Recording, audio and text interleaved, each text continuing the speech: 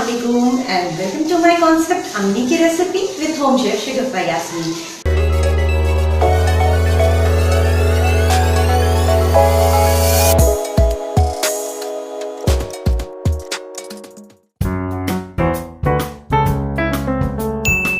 जी हाँ, हमेशा की तरह आज भी मैं आपके लिए इंटरेस्टिंग सी रेसिपी लेकर आई हूँ। हलवा बताऊंगी जो कि कैंडी हलवा है। बताती हूँ कि कैंडी हलवा कैसे बनेगा। चुकंदर तो आप सबको पता है कि चुकंदर होता है हमारी एक बड़ी ही अच्छी सब्जी होती है और चुकंदर का अपना एक टेस्ट होता है। बहुत से लोगों को शिकायत ये होती है कि बच्चे चुकंदर नहीं खा रहे होते, नहीं खाना चाहते। बहुत से बड़े भी हमारे यहाँ चुकंदर नहीं खाना चाह रहे होते हैं, पता नहीं क्यों नहीं खाना चाह रहे होते। कहते हैं जी इसका जायका जो है वो हमें इतना अच्छा नहीं लग रहा। तो अगर बच्चे चुकंदर नहीं खाते आपके, और क्योंकि चुकंदर की अपनी क्वालिटी है, वो आपके कहते हैं ब्लड के लिए बहुत अच्छा होता है, तो फिर इसका एक आसान सा तरीका मैंने निकाला कि आप उसका कैंडी हलवा बना लें। कैसे? चुकंदर लेंगे आप, मैंने ली 6 से 7 चुकंदरें ली हैं मैंने, ठीक है। और उसको मैंने कद्दूकश कर लिया इस तरीके से, ठीक है। ये कद्दूकश हो गया। ये थोड़ा सा मैंने आपको दिखाने के लिए रखा है। और साथ साथ ये टोमेटो प्यूरी जो है ये भी मैंने आपको दिखाने के लिए रखी है। मैंने 1 किलो टमाटर लिए और उसको उबाला। उबालने के बाद एक कट लगाया, उसके बाद मैंने उसे उबाला। उबालने के बाद मैंने क्या किया कि उसे खौलते हुए पानी में डाल दिया। 2 से 3 मिनट तक इसको उबलने दिया है और उसके बाद ब्लेंडर में उसको ब्लेंड किया है। ब्लेंड करने के बाद छन्नी की मदद से छान लिया है, तो बीज और छिलके ऊपर रह गए, पल्प मेरे पास आ गया, ठीक है। हमें करना क्या है कि इस टमाटर के रस में इस चुकंदर को हमें पकाना है, ठीक है। इन दोनों को पकाना है उस वक्त तक जब तक कि चुकंदर गल ना जाए। ये प्रोसेस मैं कर चुकी हूँ क्योंकि इसमें थोड़ा सा टाइम लगता, तो वो मैं आपको भी दिखा देती हूँ कि उसका लुक क्या है। जब मैंने उसको पकाया है तो उसका लुक ये आया है, ठीक है। आपको क्लोज करके दिखा रही हूँ, ये बिल्कुल गल चुकी है, ये बिल्कुल गल चुकी है, ठीक है। इसमें सख्ती नहीं है, सॉफ्ट हो गया। अब इसमें हम यूज करेंगे तेल 2 चमचे हैं, ये मैं यूज करूंगी, और 1 चम्मच घी का इस्तेमाल करूंगी। उसके अलावा 1 टीस्पून मेरे पास सब्ज इलायची जिसे आप कहते हैं, छोटी इलायची, उसका मैंने पाउडर बनाया हुआ है। शक्कर 1 कप मेरे पास है, लेकिन मैं इसको चखूंगी। अगर मुझे लगेगा कि शक्कर की जरूरत मजीद है तो डालूंगी, वरना मैं पूरी शक्कर इस्तेमाल नहीं करूंगी। और ये मैंने इसको गार्निश करने के लिए रखा हुआ है। आप इससे कर सकते हैं, आप पिस्ता बादाम से कर सकते हैं, किसी भी चीज़ से आप करना चाहें इसको। मेरे पास फिलहाल ये है तो मैं इससे करूंगी इसे गार्निश। अब हम प्रोसेस स्टार्ट करते हैं। अब जरा से इधर आ जाए। इसमें मैं ये डाल दूंगी,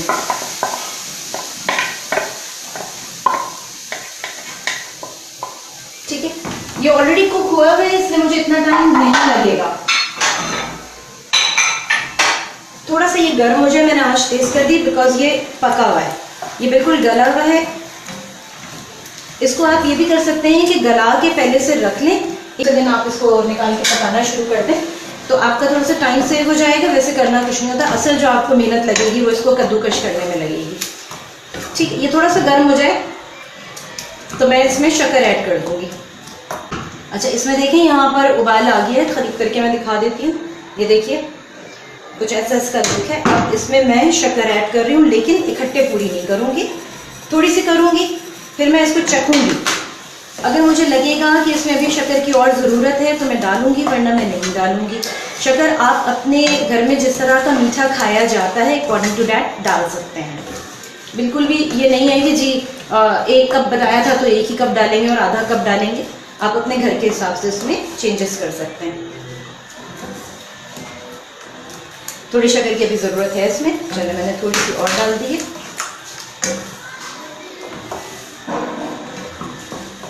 आंच मैंने तेज़ रखी हुई है, तेज़ी से बनेगा। और जैसे ये थोड़ा सा ड्राई होने लगेगा, मैं इसमें घी का और तेल का इस्तेमाल करूँगी। अच्छा, यहाँ पे मैं ये भी बता दूँ, आप चाहें तो पूरा का पूरा इसको घी में बना सकते हैं और पूरा का पूरा तेल में भी बना सकते हैं। तो मैं क्या करती हूँ कि तेल की क्वांटिटी थोड़ी ज़्यादा रखती हूँ और घी जो है उसकी क्वांटिटी कम रखती हूँ। तो इट्स अप टू यू कि आप किस तरह से इसको बनाना चाह रहे हैं। परफेक्ट है, इसमें मजीद मैं शक्कर ऐड नहीं करूंगी।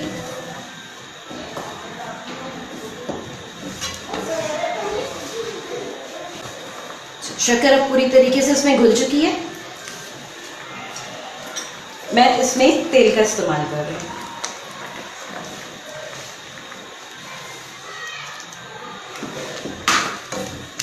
ये तेल मैंने इसमें डाल दिया, साथ साथ मैं इसमें घी भी डाल दे रही हूँ। 1 मिनट।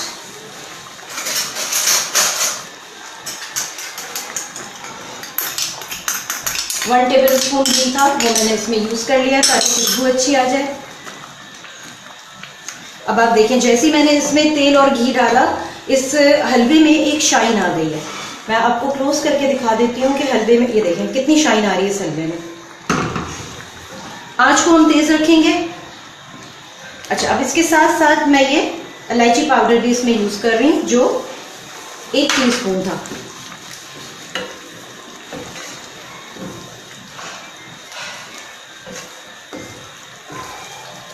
चलिए, अब हम इसे थोड़ा सा और पकने देंगे।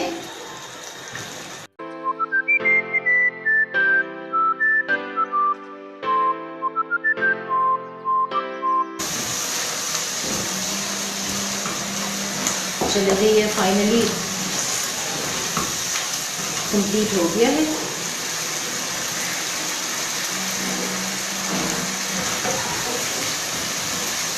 अच्छा, ये देख लें, एक तो ये मैं पुश कर रही हूँ तो ये वापस आ रहा है, एक तो ये निशानी है, दूसरी ये कि इसके कॉर्नर पे आपको थोड़ा तेल नजर आएगा। मैं क्लोज करके दिखा देती हूँ। ठीक है, ये इसने तेल छोड़ना शुरू कर दिया, इसका मतलब हलवा रेडी। अब हम इसे डिश आउट कर लेंगे। ये बिल्कुल तैयार है।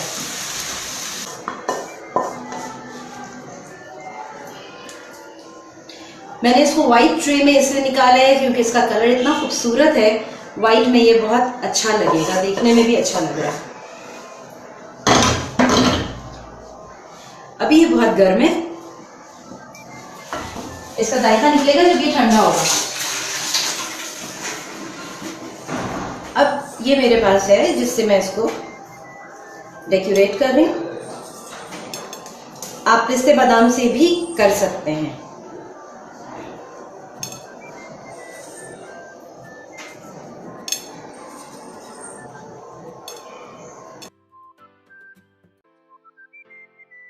हलवा, तो कैंडी हलवे को भी आप जरूर ट्राई कीजिएगा, ये बहुत अच्छा है। फिर भी मैं थोड़ा सा चख के बताती हूँ, आपका भी बहुत गर्म है, इसका जायका थोड़ी देर बाद आएगा, लेकिन बहरहाल मैं आपको चख के बता देती हूँ।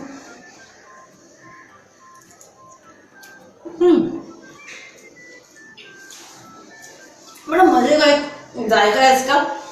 सॉफ्ट मीठा रखा है मैंने ज़्यादा मीठा नहीं रखा, लेकिन आपकी मर्जी, अगर आपके घर में ज़्यादा खाया जाता है तो आप मीठा ज़्यादा कर सकते हैं, बढ़ा सकते हैं उसकी क्वांटिटी। चलिए जी, लेकिन जाते जाते हमेशा की तरह अम्मी की रेसिपी नहीं भूलना, क्योंकि यही है राज होम शेफ बनने का। मुझे दीजिए इजाजत, अल्लाह हाफिज।